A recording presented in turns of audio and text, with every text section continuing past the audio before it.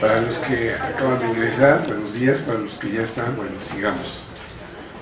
Vamos a dar inicio a la plática, la presentación del libro de la doctora Consuelo Sirven Gutiérrez. Y también le damos la bienvenida en nombre de la doctora Marianova Castañeda Rivas, directora de la Facultad de Derecho, el maestro Fausto Ledesma Rocher, quien es el jefe de la división de la Universidad Abierta. Antes de iniciar con esta plática, voy a dar una breve semblanza de la doctora Sirven, para muchos de ustedes ampliamente conocida. La doctora Sirven nació en Tuxtla Gutiérrez, Chiapas, cursó la licenciatura, maestría y doctorado en esta facultad. Cuenta con 30 años de docencia, es titular de la materia Sistemas Jurídicos en la licenciatura y Derecho Comparado. En el posgrado ha impartido clases en numerosas universidades al interior de la República, así como en el extranjero, en los 3 niveles académicos. Es profesora de tiempo completo definitivo C, cuenta con PRI de nivel D y es miembro del Sistema Nacional de Investigadores de CONACYT. Igualmente es miembro del Comité de Tutorías en el posgrado de Derecho de la UNAM y se desempeña activamente como directora de tesis para obtención de grado. Ha sido abogada postulante desde 1983, fue asesora jurídica de la Dirección General de Programación, Organización y Presupuesto de la Secretaría de Salud y Asistencia, así como jefa de departamencia. En la UNAM se ha desempeñado como coordinadora en la Dirección General para la Administración de los Recintos Culturales, Recreativos y Deportivos. Fue secretaria académica del posgrado y jefa de la División de Universidad Abierta de esta facultad. Se desempeñó como directora de Proyecto de Investigaciones Legislativas en la Cámara de Diputados, del Centro de Estudios de Derecho e Investigaciones Parlamentarias. Es fundadora y presidenta de la Asociación de Posgraduadas en Derecho y presidenta de la Académica de Derecho de la Benemérita Sociedad de Geografía y Estadística, miembro y tesorera del Colegio de Derecho Procesal del Claustro de Doctores en Derecho. Ha recibido la cátedra Alfonso Noriega Cantú y César Sepúlveda Gutiérrez de la UNAM, la distinción como la Mujer del Año por la Academia de la Mujer y la Medalla Benito Juárez de la Académica de Derecho de la Benemérita Sociedad de Geografía y Estadística para la promoción de la cultura y el desarrollo científico. Es autora del libro Sistemas Jurídicos Contemporáneos en su 14ª edición, coautora de diversas obras y ha publicado numerosos artículos. Recibió un reconocimiento del presidente de España, Rodríguez Zapatero, por una de sus publicaciones y desde luego conferencista en más de 200 ponencias en distintas dependencias y desde luego participado en congresos nacionales e internacionales. Bienvenida, doctora Sirven.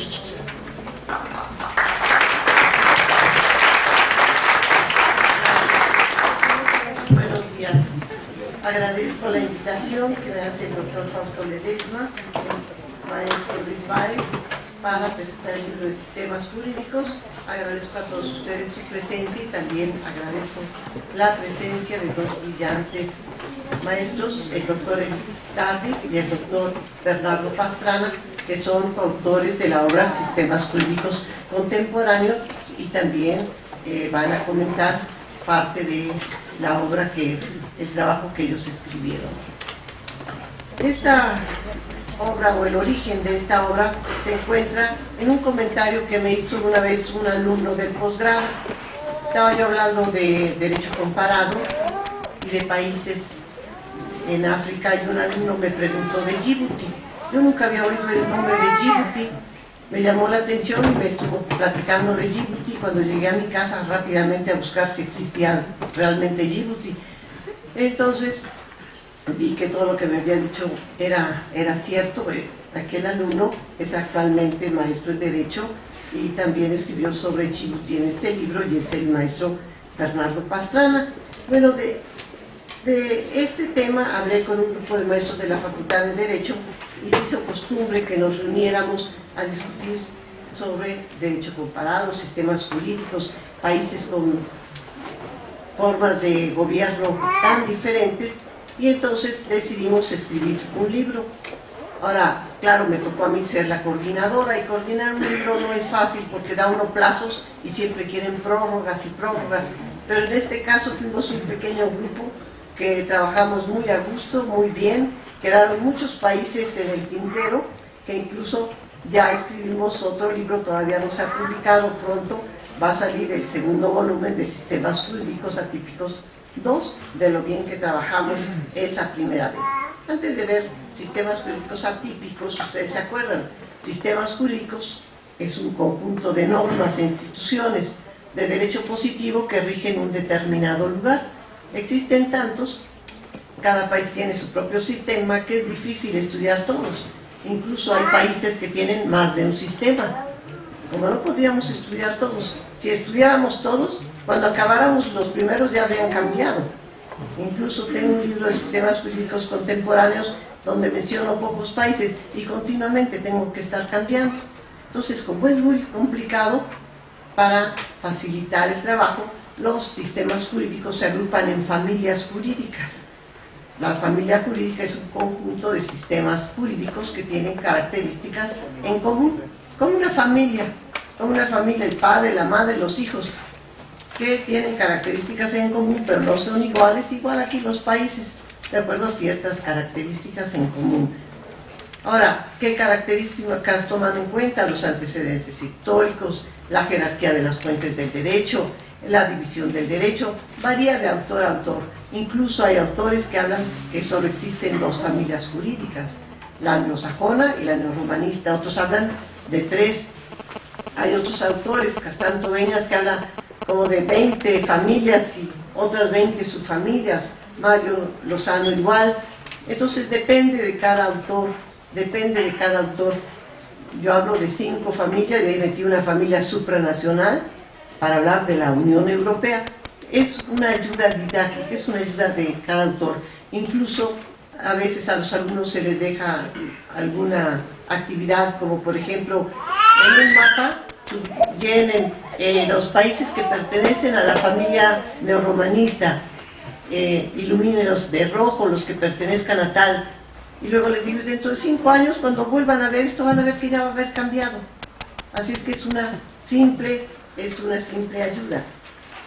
Ahora, los sistemas jurídicos atípicos, aquí no estamos hablando de una familia atípica, porque no podía, sería imposible esto. Más bien son sistemas jurídicos atípicos. Ahora, existen países que cuentan con sistemas de derecho que pueden derivarse de cualquiera de las familias jurídicas establecidas, de romanista, mixta, common law, pero lo novedoso de estos países es su conformación y funcionamiento como Estado, y que tienen características fuera de lo común, y en eso radica su atipicidad, que tienen características fuera de lo común. Un ejemplo podría ser Andorra. Andorra es un país que está en Europa entre España y Francia. Es un pequeño país que es un coprincipado. El jefe del Estado, el que gobierna ahí, el jefe del gobierno va a ser un presidente de Andorra, andorrano. Se ve feo, pero así se le llama, es andorrano. Y hay 2 príncipes, que son los jefes de Estado. Uno de estos príncipes va a ser el presidente de Francia, y el otro príncipe es el arzobispo de Urgell. Entonces imagínense un país libre, soberano, que aparte está 2 cabezas de Estado, y uno un francés y uno un español. Ese es un país que su gobierno es un poco raro, atípico. Otro país tenemos, bueno, el Estado Vaticano, donde pues ahí podríamos ser el rey absoluto, pero la cabeza de todos los poderes, ¿quién es? El Papa. El Papa hizo, ¿y qué será, un sistema religioso? Pues no, porque si hay separación entre el derecho y el Estado. Si ustedes van al Vaticano y cometen un crimen ahí, ¿los van a juzgar por un tribunal eclesiástico? No, un tribunal italiano. ¿Por qué? Porque existen concordatos. Entonces, otros países atípicos muy interesantes es Djibouti, Mónaco, de lo cual van a hablar mis compañeros, y otro Puerto Rico, del cual se habla aquí, la Confederación Suiza. Hay muchos países que tienen ciertas características que los hacen diferentes, por eso son atípicos, fuera de lo común. Ahora, yo en el libro, el país que escogí fue Palestina. Palestina, yo en el trabajo empecé hablando las características del Estado, territorio, población, todo lo que es un Estado.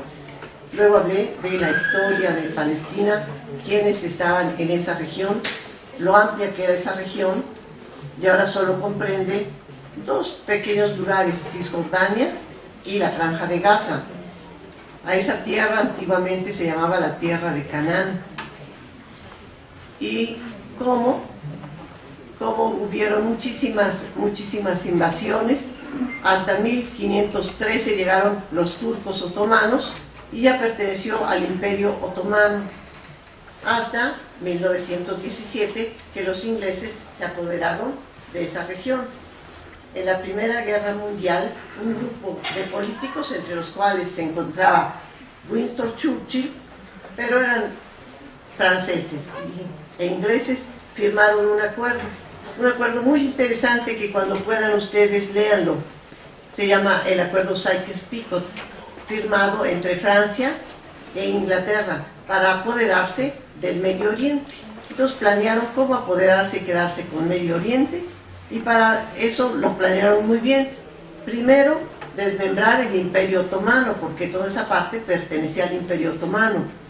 ¿Cómo lo hicieron? Los otomanos se llevaban muy bien con los alemanes, causar problemas entre ambos, causar problemas para que ya no tuvieran esa protección de Alemania, ya que los dejaron solos, empezar a fomentar revueltas en los países que estaban bajo el dominio de los otomanos y haciéndoles promesas.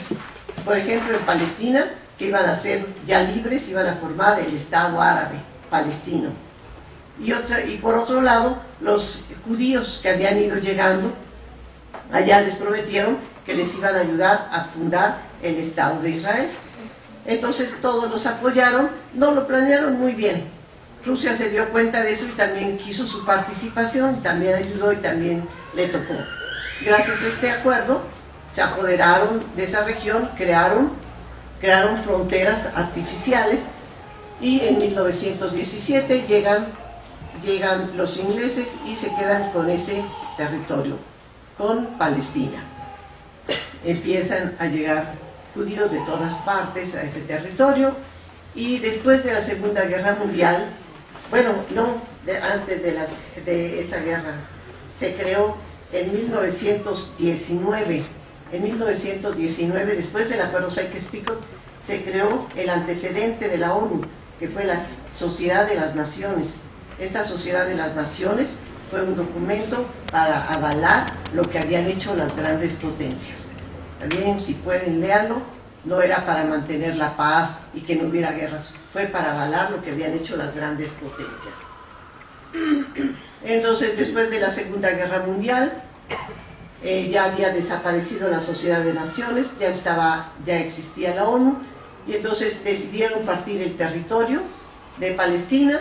Partieron el territorio, el 45% del territorio les tocó a los palestinos y el 55% a los judíos. Un año después, el 78% del territorio les pertenecía a los judíos. Y actualmente el territorio de los palestinos está dividido, parecen confetis. Incluso si uno vaya, les regalan el mapa para que vean, y que pequeños lugarcitos separados, Cisjordania y la Franja de Gaza.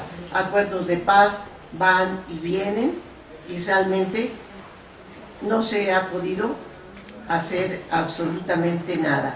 Acuerdos de paz, se les ha dado el premio Nobel y las cosas siguen igual.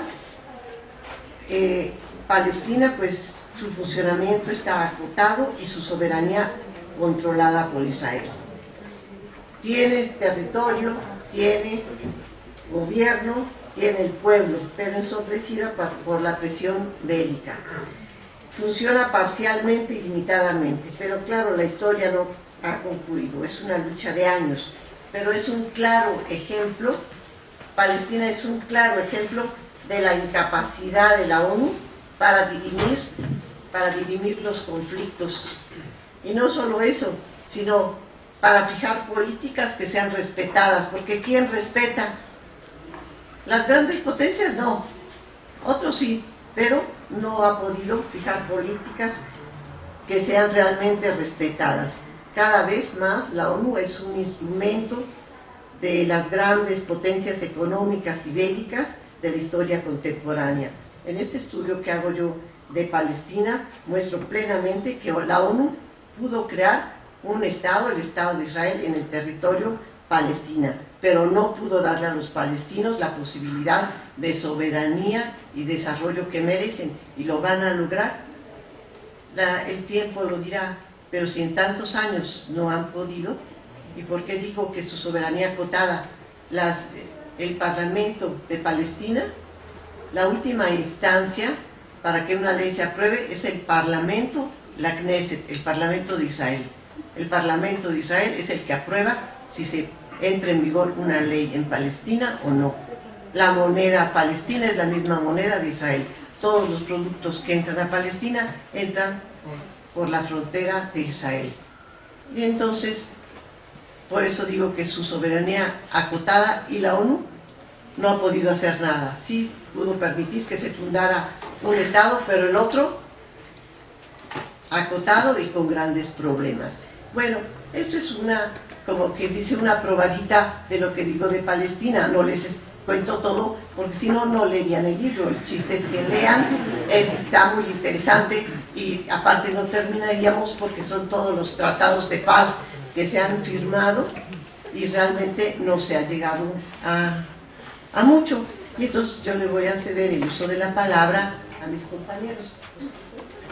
Bueno, primero que voy a presentar es al maestro Bernardo Pastrana. Él es el alumno del que les hablaba. Actualmente es maestro de aquí, también da clases en el sistema a distancia,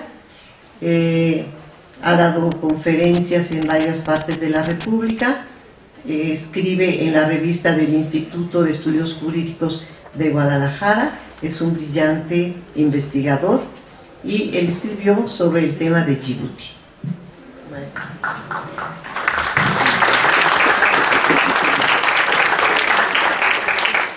Muchísimas gracias por el aplauso. Quiero tomarme, antes de comenzar, unos breves minutos para agradecer públicamente el apoyo y sobre todo la gran valía que le dio la doctora Consuelo Sirven al considerar esta obra como importante, y sobre todo este trabajo como importante, porque en mínima parte lo que pretende es visualizar un panorama un poco más amplio sobre lo que son las familias de sistemas jurídicos atípicos. Bueno, pues sin más dilación vamos a comenzar. Trataré de ser lo más breve posible para no restar tiempo a los demás compañeros ponentes, y que tengamos tiempo de, si quieren preguntar algo, tengan tiempo de hacerlo. Bueno, pues vamos a comenzar con Djibouti. Djibouti podrá sonarles, o tal vez no sonarles a nadie, de lo que es un país sumamente escondido. Se encuentra en la parte norte del cuerno africano, tiene frontera con Yemen. Con esto quiero decir que está enfrente al Golfo del Ardén. Es una de las zonas más pobres que puede haber en el planeta, junto con Somalia, Eritrea y sus demás vecinos. Pero también es una zona que últimamente ha tenido un auge y un boom económico importante. Es un sistema jurídico atípico porque la forma de gobierno, aparte de ser semipresidencialista, es decir, que hay un presidente y hay un primer ministro, hay una cámara alta, una cámara baja, tenemos toda una influencia francesa, dado que sus historias y sobre todo su historia de ese país está cargadísima, pero de influencia francesa al 100%, pese a que hubo una declaratoria de independencia el 27 de junio de 1977, concedida por Charles de Gaulle, tratando de evitar una masacre como lo que pasó en Argelia y en los demás territorios. Aún vemos todavía que este país sigue dependiendo de Francia. ¿Y por qué? Porque en este país está asentada la base más grande que tiene la Legión Extranjera Francesa. Aquí se entrenan los legionarios y sobre todo sirven a su país en las misiones más agrestes y más difíciles. También hay que decir que dentro de esta investigación de Djibouti pudimos encontrar que también el estatus de los derechos humanos, las convenciones internacionales que se han planteado, muchas son inexistentes, muchas son nulas, y es un país que, pese a que ha intentado ingresar dentro del catálogo de países de la ONU no lo ha considerado como tal, y de hecho la última participación que tuvo en años posteriores fue la de pertenecer a la sección de países de pueblos no representados, cosa que actualmente ya no pertenece. Este país, bueno, pues también ha tenido proyección internacional, ha participado en Juegos Olímpicos y en otros lugares, pero principalmente su sistema jurídico ha estado plagado de irregularidades. ¿Por qué? Porque desgraciadamente es un país donde el analfabetismo, la sobrepoblación y sobre todo la miseria son evidentes.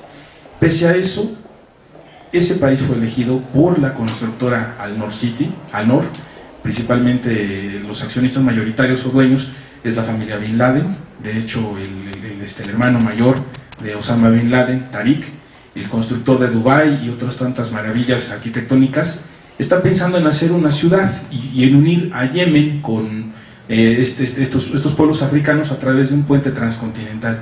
Ese proyecto es el más ambicioso que se tiene y ese proyecto es el que se llama Al-Noor City. Al-Noor quiere decir las luces o la luz, y claro, City pues ciudad, ¿no? Entonces técnicamente se puede traducir como la ciudad de las luces.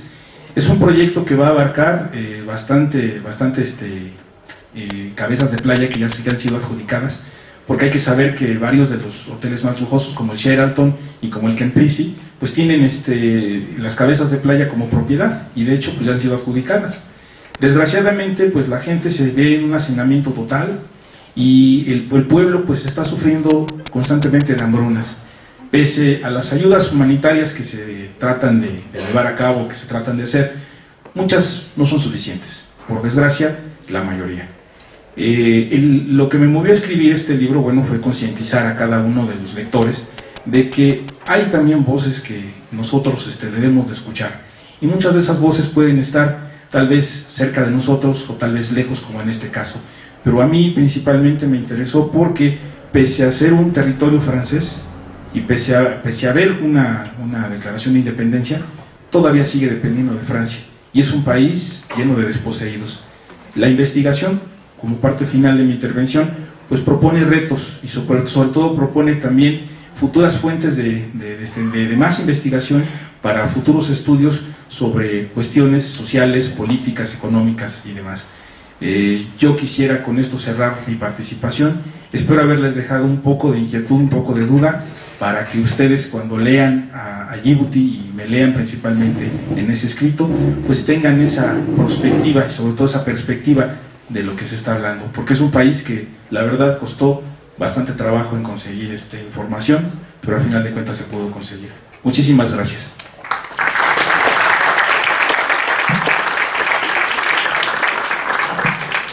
Bueno, nuestro último expositor es el doctor Eric Tardif.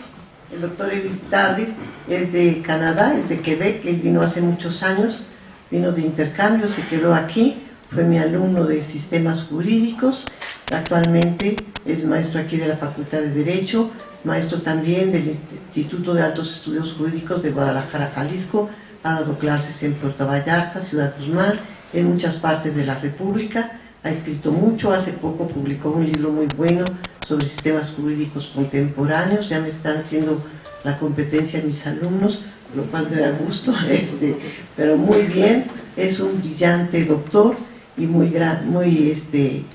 interesante sus escritos. Él escribió en esta obra sobre Mónaco. Doctor. Buenos días. Te agradezco mucho la invitación que me hace la doctora, primero para publicar con ella una modesta aportación a la ciencia jurídica, y luego obviamente para estar aquí comentando esta obra que ya publicamos hace ya un año, y que bueno, ha tenido buena difusión, entonces estamos muy contentos por ello. Los sistemas jurídicos, bueno, son, como decía la doctora, son muy distintos de continente en continente, de región en región. Como mi compañero Bernardo pues les platicaba de un país africano, uno de 50 países, que pues algunos tienen también dentro de ese continente riquezas, otros menos, algunos tienen riquezas pero no las saben aprovechar, etcétera, etcétera. Pues yo les voy a platicar de algo totalmente distinto, ¿no? Mónaco, pues lo primero que salta a la mente cuando hablamos o escuchamos hablar de ese país, pues es un lugar donde se habla de que es un paraíso fiscal, de que es conocido por el casino de Monte Carlo, por el glamour ahí de los príncipes, de las princesas, y bueno, y todo lo que viene con ello, obviamente, ¿no? De escándalos y todo ese tipo de cosas. Mónaco básicamente ha sido dominado desde su creación por una familia que se llama los Grimaldi. Los Grimaldi llevan más de 25 generaciones en el trono de Mónaco. ¿Por qué se habla de un sistema atípico? Bueno, un sistema atípico pues es un sistema que como indica la palabra, pues no es típico, es decir, no es normal, sale de la norma. ¿Y en qué sentido, de qué manera se sale de la norma Mónaco? Pues Mónaco es un país de un puñado de kilómetros cuadrados. O sea, son creo que 2 y algo kilómetros cuadrados, enclavado ahí en Francia, cerca de, bueno, en la costa azul, ¿no? Cerca de Niza, en Francia, y es un país que, según los datos que tengo, alrededor de 30.000 habitantes, y nada más, contrariamente también muy, muy atípico para un país, un cuarto de sus residentes, de esos 30.000 habitantes, cuentan con la nacionalidad monegasca, ¿no? Entonces imagínense que aquí en México, pues 25 millones fueran mexicanos y los demás no tuvieran nacionalidad mexicana, ¿no? Un poco raro, ¿no? ¿Quiénes son todas esas personas? Pues son personas que vienen a buscar justamente el beneplácito del Principado a nivel fiscal, ¿no? Que entonces establecen su residencia ahí, deportistas, actores, etcétera, etcétera, pero que obviamente no quieren, no pretenden adquirir la nacionalidad, ¿no? Ahora, lo que vuelve a Mónaco también un sistema jurídico atípico es que para vivir necesita de Francia, ¿no? Tan es así que desde 1861 se firma un tratado a través del cual el Principado y Francia, bueno, más bien el Principado delega a Francia la tarea de percibir todo lo que son los cobros aduanales, ¿no? Igual por navegación en la zona, es decir que básicamente Mónaco pues no tiene agentes aduanales del Estado. Todo lo delega Francia, Francia le vierte cada año un porcentaje de lo que recauda en estos asuntos aduanales, ¿no? A nivel obviamente de lo que es la protección, la seguridad y todo eso, pasa lo mismo, ¿no? Mónaco no tiene un ejército, ¿no? A los que les gusta el fútbol, ¿no? Pues sabrán que hay un club, ¿no? que juega en la liga francesa, Mónaco, ¿no? Y bueno, en 2002 se firma un tratado para afianzar un poquito más las relaciones entre los dos países que ya habían existido, reitero, desde hace muchos años, por una razón muy sencilla, que es la cercanía, ¿no? La promiscuidad entre los dos países pues hace que de alguna manera se necesita regular esto, ¿no? Entonces desde siglos atrás existían ya tratados, pero en 2002 se decidió tener ya algo más moderno, donde se determinara cómo se iba a dar la relación entre los dos. Y les cito nada más el artículo primero de este tratado, que reproduzco en mi artículo en el libro, y dice así: la República Francesa asegura al Principado de Mónaco la defensa de su independencia y de su soberanía, y garantiza la integridad del territorio monegasco en las mismas condiciones que para el suyo. El Principado de Mónaco se compromete a que las acciones que emprenda en el ejercicio de su soberanía estén en acuerdo con los intereses fundamentales de la República Francesa en los ámbitos político, económico, de seguridad y de defensa, una concertación apropiada y que se dará con regularidad, se encargará de ello de acuerdo a las necesidades, ¿no? Así que básicamente está ahí el planteamiento. Yo te protejo, tú eres parte de mi territorio sin serlo, pero al mismo tiempo tienes que de alguna manera tomar en cuenta mis intereses a la hora de tomar tus decisiones. Entonces ahí podemos ver esa relación muy poco común, ¿no?, entre dos países que se estiman, que se presentan, que se ostentan como independientes, soberanos, etcétera, etcétera. Y en la práctica, Mónaco es independiente, tan es así que es miembro de la ONU desde el 93, si no me equivoco. Es un país que tiene su propio representante y tiene derecho de voz y voto en los órganos de las Naciones Unidas, ¿no? Ahora, en la práctica, el príncipe tiene, según ese tratado y las leyes locales, tiene varias prerrogativas. Está asesorado por un Consejo de la Corona, un Consejo de Estado que le presenta iniciativas de ley que él mismo tiene que avalar para que puedan ser luego presentadas en el órgano legislativo, que es el Consejo Nacional. Imagínense que nosotros tenemos 500 diputados aquí, ellos tienen 24 y una sola cámara, unicameral, no tienen Senado ni nada, una sola cámara, 24 diputados, 16 electos por mayoría, ¿no?, y 8 por representación proporcional, ¿no? Entonces a través de estos se aprueban las leyes que son supuestamente las mejores para el Principado, evidentemente, ¿no?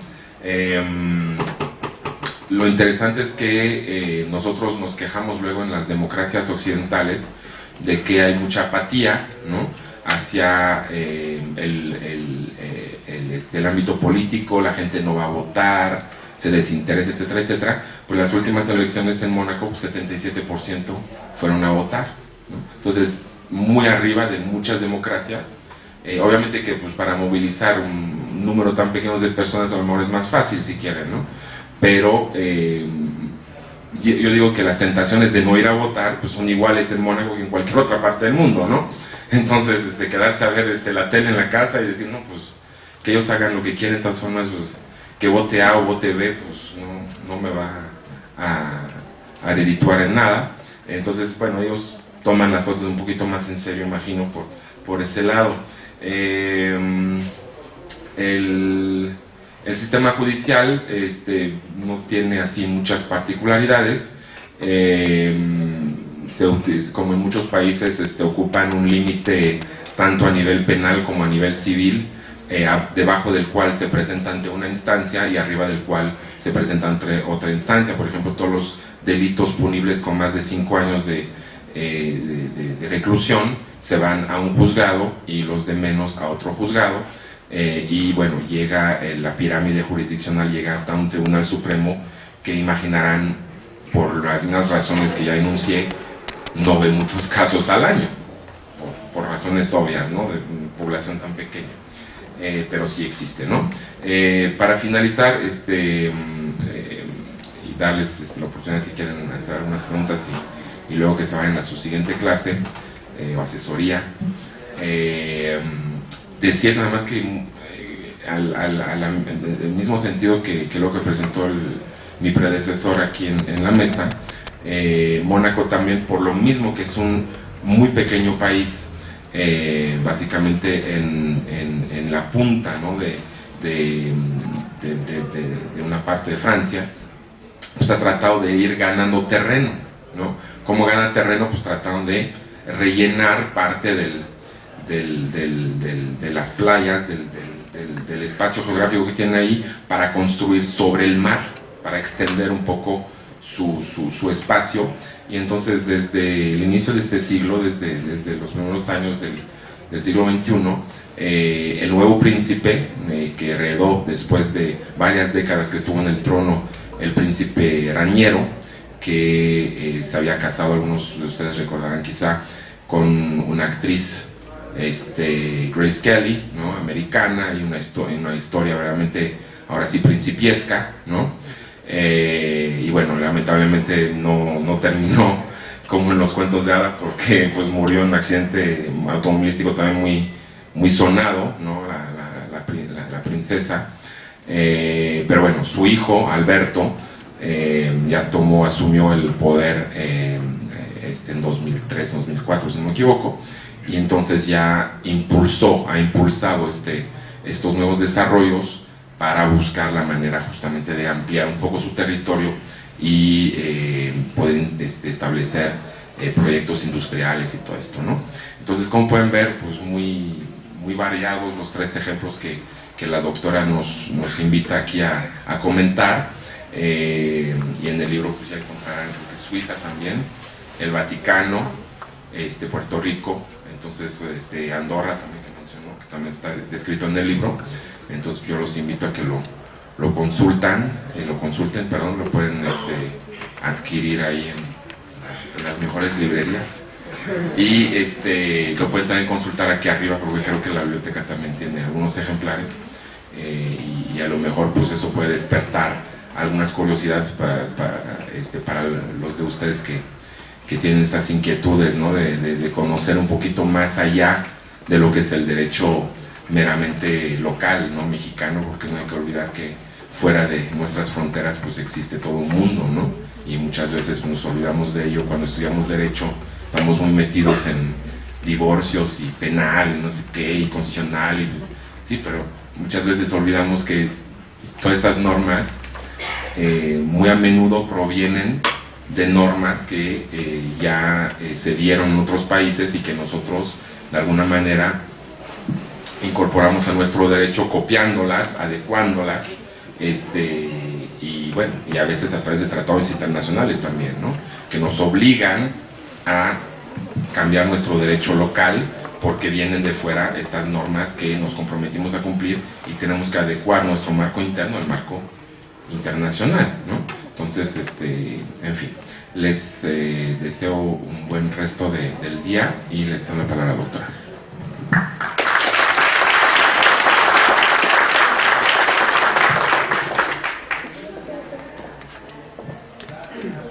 ¿Alguna pregunta?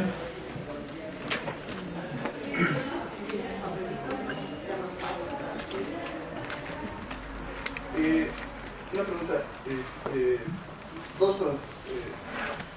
Sobre este país que menciona usted en África, ¿cómo es que le llegó a usted la inquietud? Digo, porque sí, un poco sí es la cuestión de llamar en cuestión de la protección de derechos, pero supongo que también debe haber habido algo que le llamó más la atención, que hizo que escogiera ese país.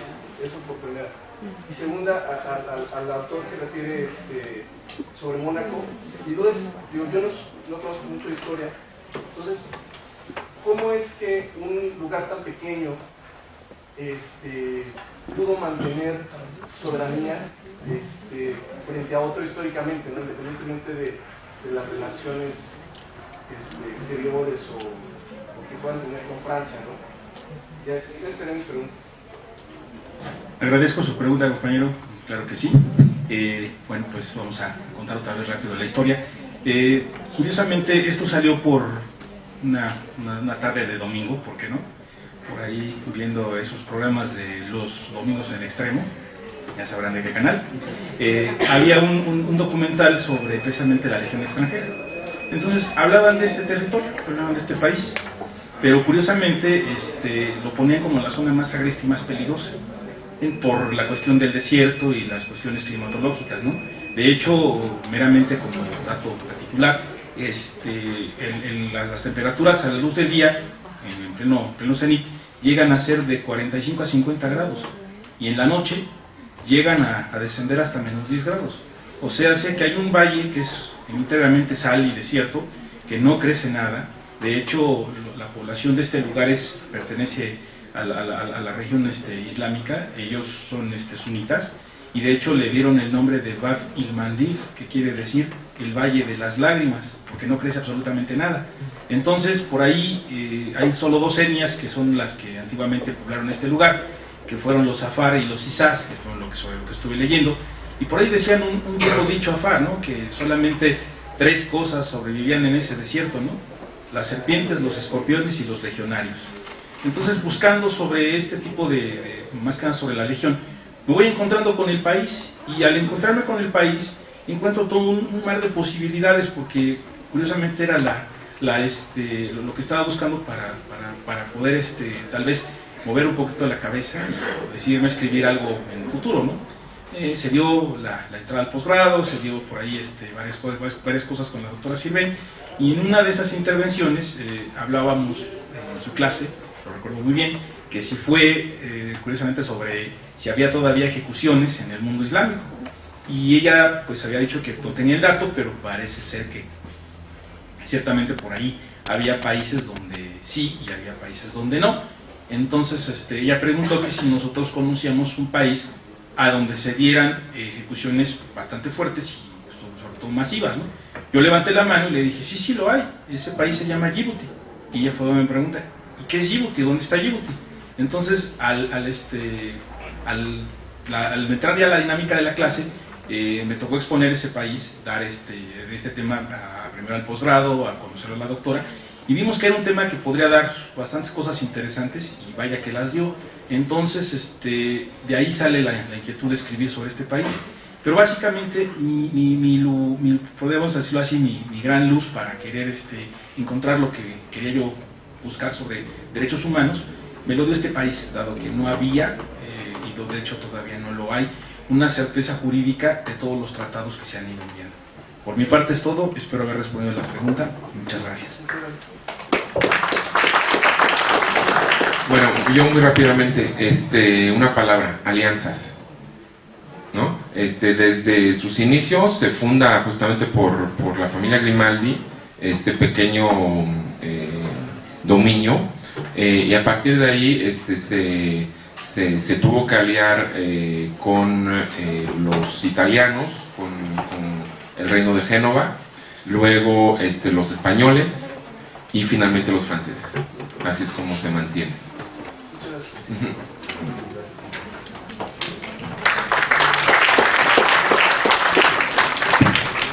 Pues bueno, muchísimas gracias. Les agradecemos a nuestros queridos maestros que están con nosotros, a ustedes alumnos, especialmente a nuestros valiosos ponentes, la Consuelo Sirvent, de quien me precio de ser su amigo. La conocí cuando ella tuvo el puesto que hoy ostento, en este momento la conocí, y realmente es para mí un honor poder darle un reconocimiento en nombre de la Facultad de Derecho por la presentación de esta obra, que los invitamos a conocer, a leer y a adquirir para que la tengan en su biblioteca. Muchísimas gracias a todos.